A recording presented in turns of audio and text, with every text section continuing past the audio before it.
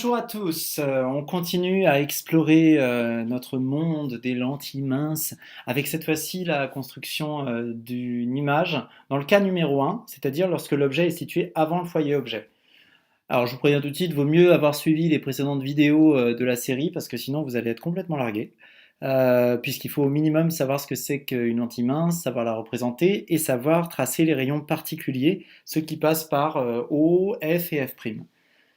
Alors, je suppose que vous avez bien suivi tout ça et que donc on va tracer notre axe optique, notre lentille et ses foyers.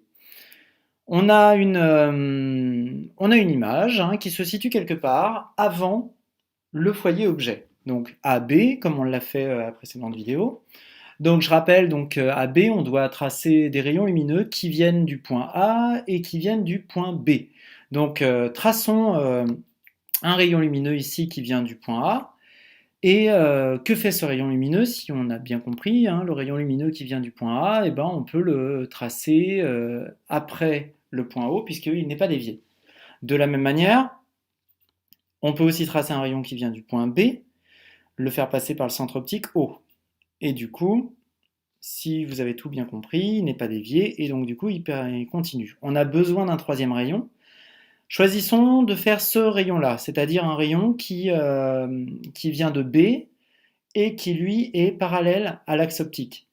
Bah, du coup, s'il est parallèle à l'axe optique, si vous avez tout bien compris les épisodes précédents, eh ben, il va hop, atteindre ici une certaine position en passant par F', évidemment, et former le point B', image de B. Vous avez vu, ça a clignoté, c'est pas pour rien. Et surtout, notre image A'B' peut être déduite ainsi. Alors dans ce cas-là, on est donc, dans le cas où on est avant le foyer objet, on est même assez loin du foyer objet. Si vous regardez bien, disons que la distance au A est plus grande, vraiment plus grande que par exemple le double de la distance au F, donc on est assez loin. Alors, remarquez que là j'ai tracé ces rayons-là. Si j'avais voulu, j'aurais pu tracer un autre rayon possible, c'est-à-dire un rayon qui vient de B et qui atteint la lentille en passant par, pas n'importe quel point, en passant par le foyer objet.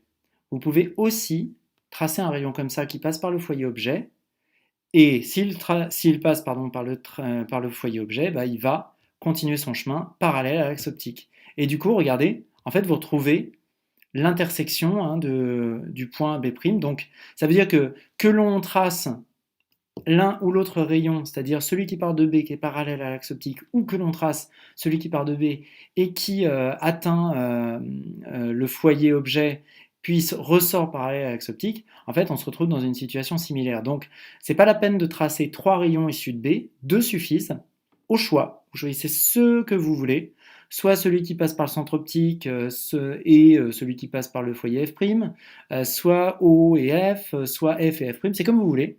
L'essentiel, c'est que vous soyez soigneux dans votre tracé, en fait, hein, ni plus ni moins.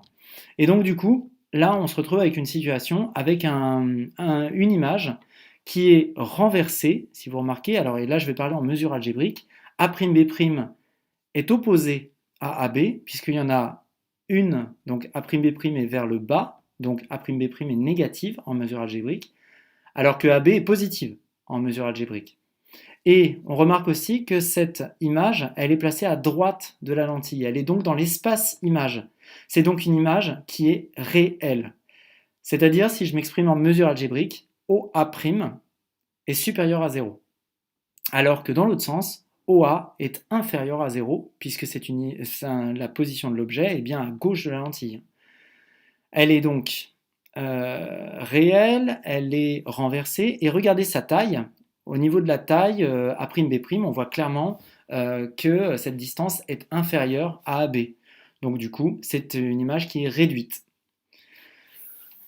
Maintenant, on va voir un cas qui fait partie en fait de ce premier cas. On va toujours mettre l'objet avant la lentille, mais cette fois-ci, on va rapprocher l'objet du foyer objet. Donc on va être dans ce cas-là. Regardez un petit peu, je retrace O, F, F', et je trace cette fois-ci l'objet très proche de F.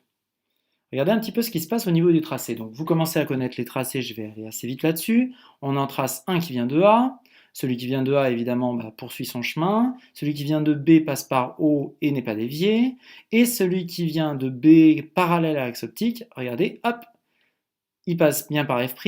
Et regardez, il va former une image qui, elle, est toujours renversée, est toujours réelle, puisqu'elle est toujours à droite, mais regardez, elle est beaucoup plus grande. Donc ça veut dire que selon la distance à laquelle on se place par rapport à F, on peut avoir soit une image réduite, soit une image agrandie. Essayons d'explorer, et je vous laisserai l'explorer vous-même en le traçant. Essayons d'explorer un petit peu ce qui se passe maintenant lorsqu'on est à une distance, cette fois-ci à une distance un peu particulière par rapport au foyer. Je place mon objet AB, et regardez, l'objet AB, je le place à peu près là. Si vous remarquez un petit peu les distances, je ne l'ai pas placé n'importe où. Et à cette distance-là, que vous chercherez, regardez ce qui se passe.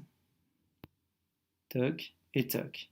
Vous avez en fait, à cette distance-là, l'image A'B' qui a la même dimension que l'objet AB.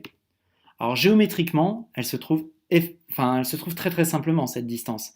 Une histoire de symétrie. Réfléchissez un petit peu, vous verrez, et essayez de tracer ça en guise d'entraînement. C'est un cas particulier des lentilles minces, et c'est surtout ce qui clôture notre premier cas, dans lequel l'image est réelle, renversée.